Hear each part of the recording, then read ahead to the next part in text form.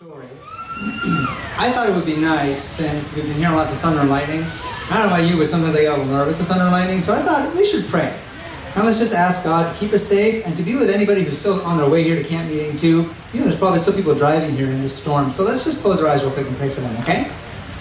Our Heavenly Father, we thank you so much for those of us who have made it here already. We certainly feel blessed to be here inside this tent, mostly dry. And we thank you that you have given us camp meeting to look forward to. But there are those still traveling right now who are on the roads, making their way here in the dark. Please keep them safe, keep their tires working well, keep the deer off the roads in front of them, and bring them here safely. Be with all of us. Help us not to worry. Help us to remember that our angels are right here next to us, protecting us, just because you love us. We love you back. Amen.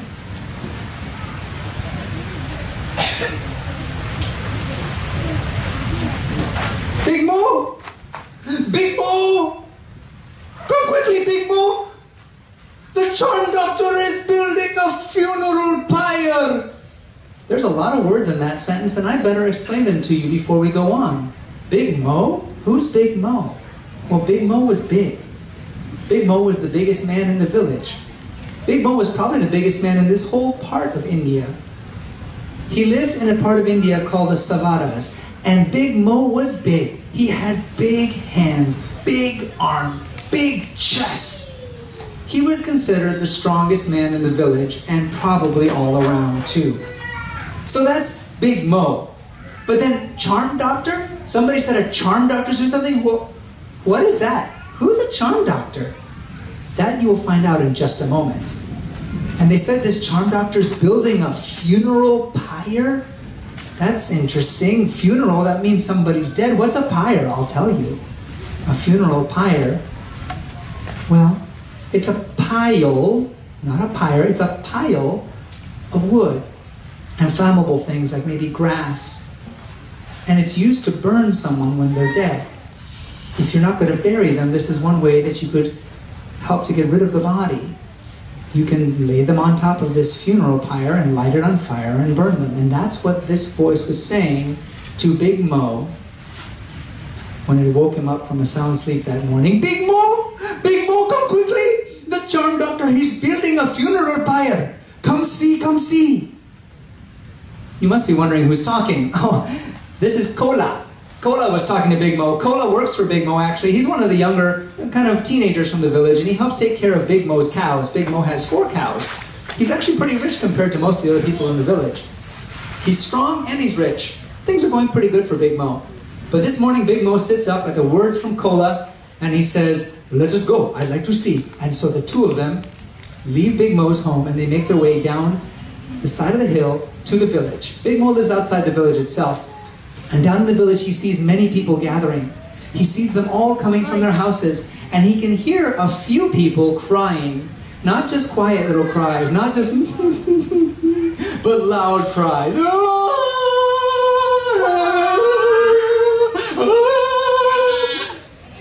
These are the family of the person who has died. They're crying as loudly as they can. And there's a reason for it. Not just because they're sad. You'll find out in just a moment. Big Mo and everyone else makes their way through the town until, on the other side of the town, we come to the place where the charm doctor is building the funeral pyre. I've told you what the funeral pyre is, but now you need to know, who is this charm doctor?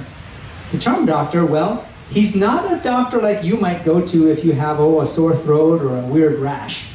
He uses something called charms. You can picture what that might be. He's got things hanging off of him. Lots and lots of necklaces and things tied in his hair and rings and jewels on his fingers and arms. His clothing has lots of dangly things hanging off of it. Wherever he walks, he makes little rattling sounds. And right now, he's rattling quite a lot because he's already built the pile of wood and all of the dry grasses around it. And now he's dancing around it. He's dancing not in an elegant way. This is not a, side to side, graceful motion. No, he's dancing in a very wild way. And the charm doctor does this because he believes that this is how he will keep the evil spirits away.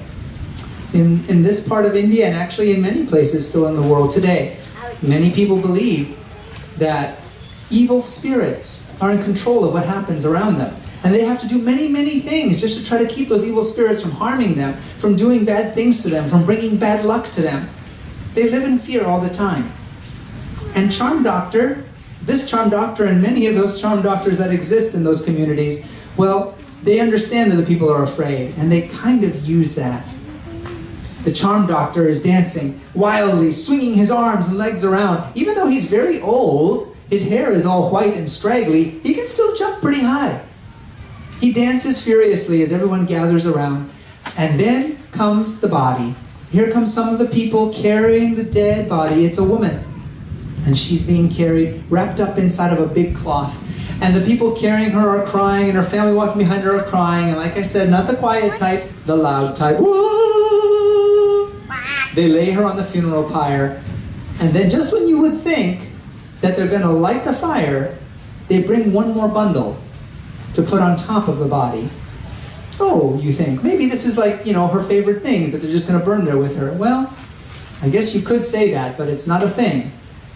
And it's not dead. The little bundle is moving and is making noises. It's crying, only not loud crying, little cries that only a little baby could make. Because you see, what happened was that this woman died giving birth to a baby, and now that the woman is dead, it is the tradition in this area for them to burn the baby, even though it's still alive, with its dead mother. And Kola turns to Big Mo. Big Mo, they're going to burn the baby too. Yes, I know. Why do they do that, Big Mo? They do it because they think it is better for the baby. There's no one to feed this baby now. Everyone has hunger as it is. They cannot take care of a baby that has no mother, so they figure, let it burn, and it will be quick, and then it will not starve to death. Big Mo watched from the edge of the crowd as the charm doctor lit the funeral pyre on fire. And as he watched, he looked around, and it just seemed to Big Mo, somebody should do something. You'd think maybe one of the other people that was crying so loudly would say, oh, no, don't burn that baby, I'll take care of it. But nobody did. Some people did start calling out, though, save the baby! Save the baby! But they were doing it kind of hidden. They didn't really want anyone to know what they were saying to save the baby. The charm doctor looked around, and he spoke. Who said that? Who said save the baby? You're not going to save the baby. Anyone who comes out here and tries to grab that baby, I call down the curse of the spirits on you. And that's all he had to say. Because they're very, very afraid of those spirits. They're very afraid. Nobody stepped forward. Even Big Mo, the strongest, biggest, richest man in the village, stood still and watched. But Big Mo didn't feel right about it. Something in his heart was telling him, this is not right. And the flames leaped up around the funeral pyre. And the crying got louder. And then as the flames started to die down a bit, the crying died down too, and people started to drift away. And Big Mo started to step back, and then he thought to himself, the charm doctor's gone. This is not right. And do you know what he did? He did something no one had ever done in this village. No one had ever done in this area as far as anyone knew. Before Kola could stop him, Big Mo leaped forward, and even though there was still hot coals and flames dancing up around that pile, he stuck his hand right in and grabbed the bundle that was at the top. His hands burned as he grabbed it out and quickly unwrapped it, hoping perhaps maybe the baby was still alive. But it wasn't. He was too late. He turned and walked away, and Kola came up to him. What are you doing? Why could you do that? You heard the charm doctor. He said you would get cursed of the spirits if you interfere. Big Mo said, I don't know. I was not thinking about the spirits. I was just thinking it's not right. Someone not to do this. Someone not to stop this. Someone not to save that baby. Someone not to stop all of this. This is not right. Something in my heart tells me that. Kola just looked at him like he's crazy. No, I don't know.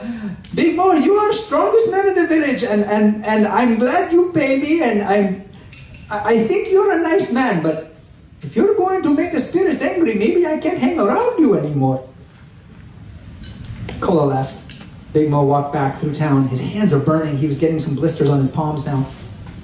He stopped and bought the things that he needed in the marketplace for the rest of the day, including a bundle of flowers. And as he made his way back to his home up the hill, he stopped by this old crooked tree with large branches hanging out in many directions and not a lot of leaves on it.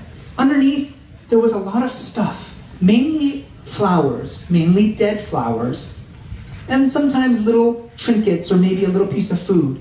This was a spirit tree. The people believed that there were certain places where the spirits hung out more often than others, and this spirit tree, since it looked so strange, certainly looked like a place that evil spirits would want to be at. And if you wanted to get on the spirit's good side, well then, give them a present. That would be a good thing to do, wouldn't it? So the people would leave things under the spirit tree. And even though Big Mo had said he wasn't really afraid of the spirits when he grabbed that baby, he still thought it would be wise, just in case, to put the flowers under the tree on his way home. He made his way home, thinking to himself, someday I'll do something about this. And that night as he sat on his front step, watching the moon rise, and drinking out of a jug, he was looking at the moon and thinking to himself, you know, the moon is nice. It doesn't look ugly. It doesn't look like a spirit tree. So I wonder, are there good spirits too?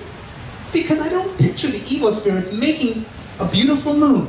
So maybe there are good spirits. You know, there's the moon, there's the sun, there's rain. Oh, I love the sound of rain. Big Mo had never been afraid of thunder or lightning in his life. Most of the other people believed that the thunder and lightning was evil spirits battling in the sky. But you know, Big Mo just always looked at that storm and would think to himself, but rain comes from that, and rain helps things to grow.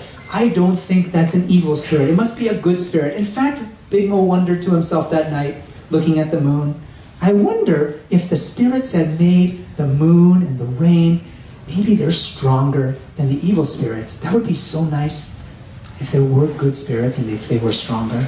Big Mo went back inside and he fell asleep. The next morning, he awoke to the sound of someone out on the steps, knocking, kind of clapping their hands together. That's how they knock in his part of the country. Clap, clap. Big Mo went and looked out the front, and it was the charm doctor. And Big Mo, he's not really scared of anyone, I guess, Big Mo, because he's so strong. But you know, the charm doctor is just kind of scary looking, kind of creepy with his things hanging off of him. You know, some of those things hanging off of his bracelets are bones, little animal bones, little finger bones. He's just got weird decorations on him. He's kind of creepy. Big Mo, he wasn't scared of him exactly, but he wasn't glad to see him either, especially when he thought, I wonder if the charm doctor found out what I did yesterday, trying to grab that baby out of the fire. But the charm doctor wasn't there to talk to him about that. The charm doctor was there to give him some interesting news. Oh, Big Mo, you will never believe who's here in town looking for you. Who is it? It is Big Thou. Big Thou, you know the strong man from the village on other side of the river? He is here and he's looking for you. He wants to fight you, and you know, if you fight him and you win, I'll make a lot of money because I'll bet on you, and then I'll give you some of the money. You get richer. Big Mo normally would be up for a fight. This happened every once in a while. Tough guys would show up and want to wrestle him. Big Mo said, however, no, my hands cannot do it. My hands are burned. Look at the blisters. They are hurting me. I will not fight today. Oh, no, it's okay, Big Mo. I know you might not want to fight, but I brought you some courage. How can you bring someone courage, you might wonder? Oh, I'll tell you. I brought you some courage in a jug. And he gave him a clay jug, and Big Mo sniffed the opening, and it smelled horrible. It was not water, it wasn't milk, it wasn't water with honey, which was one of the favorite things to drink in that area. No, it was rice whiskey. It was an alcohol made from letting rice rot in a container and then just mixing it until it became just so stinky. But if you drank it, you could get drunk, and if you got drunk, you wouldn't feel pain very much, which is an advantage if your hands are burned and you've got somebody that wants to fight you. So Big Mo thought, I'll do it. He took a big swig from the jug, and he followed the charm doctor down into town where Big Thou was waiting. Big Thou, about the same as Big Mo. Big. Muscles, arms, hands, legs, chest. And without a word, as soon as he stepped into the town square, Big Thou attacked him. Big Thou grabbed him, and the two of them began to wrestle back and forth. And after a while, wrestling wasn't good enough, so they began punching back and forth and kicking with their knees and their feet. And finally, Big Mo got Big Thou around the waist, lifted him up in his mighty arms, and plunged him to the ground. And Big Thou lay there, wind knocked out of him, and Big Mo put a foot on him to show that he had conquered. And everybody was cheering for their strong men of their village. Yeah, Big Mo! Big Thou looked up at him and said, I'll get you for this someday. You just wait. Big Mo didn't care. He wasn't worried about Big Thou. Who cares about Big Thou? He's weak. Big Mo went back home. He took the jug with him. He took some money with him that the charm doctor had given him. And he sat down for the rest of the day just to get good and stinking drunk. He drank the rest of the rice whiskey all day long. He didn't do anything but sit around. And as he was sitting around, the day was getting darker and the sun was going down. And it was getting to be quite dark, really time for bed. And as Big Mo was getting ready to go to bed, he heard a sound. And this was the sound.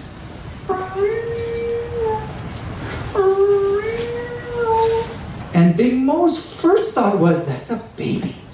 But then his second thought was, no, I must just be thinking about babies because of that baby that died on the funeral pyre. I know what it is. It's a leopard, or maybe a panther. There's large cats in the jungles of India, and sometimes their sounds they make are not loud roars, but just little crying, keening sounds. That must be what it is. But then he heard another sound, and it was more like, dogs. A lot of dogs, barking and snarling and fighting, but still that other sound within the sound of their growling. He grabbed a torch, a stick with one end lit on fire, and ran out the door.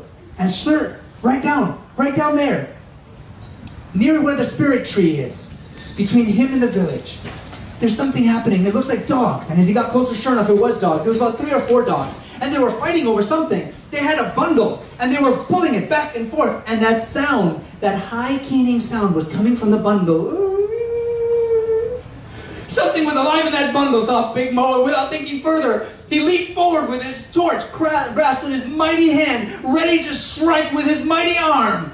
And we'll find out tomorrow night what happened.